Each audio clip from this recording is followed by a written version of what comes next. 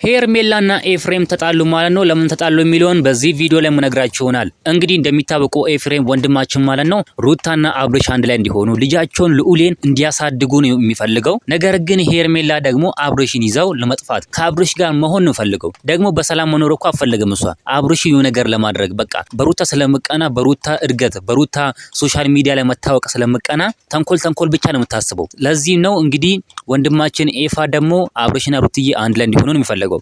እሷ ደግሞ ወንድማችንን ኤፍሬም ማለት ነው በጣም ነው በቃ መጣላው ማለት ነው። በጣም አትወደውም። ኤፍሬም ደግሞ እኔ ከሩታ ጋር መሆኑ ከሩትዬ ጋር ነው መሆኑ እኔ ከሩታ ጋር ነው የሩታን ሐቅ ነው የምናገረው ብሎ ተናግሯል ማለት ነው። እንግዲህ ሄርሜላ ደግሞ አሳስርሃለሁ በውሸትም አርግቼ የሆነ ነገር አርግቼ አሳስርሃለሁ እያለችው ነው። እንግዲህ ምንም በውሸት የሚታሰር ነገር የለም። ቢታሰር ራሱ ይወጣል። ሐቅ ደግሞ መቼም አትደበቅም፣ እውነት አትደበቅም። ስለዚህ ወንድማችን ኤፋ በርታልን፣ ጠንከረልን፣ ከሩትዬ ጎን ቁምልን፣ ጀግና ወንድማችን ማለት እንፈልጋለን ማለት ነው።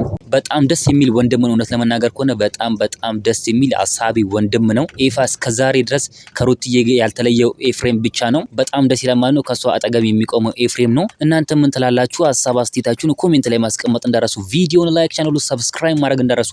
በሌላ ቪዲዮ እስከምንገናኝ በያላችሁበት የዓለም ዳርቻ ሰላማችሁ ብዝት ይበልልኝ። ደህና ሁኑልኝ።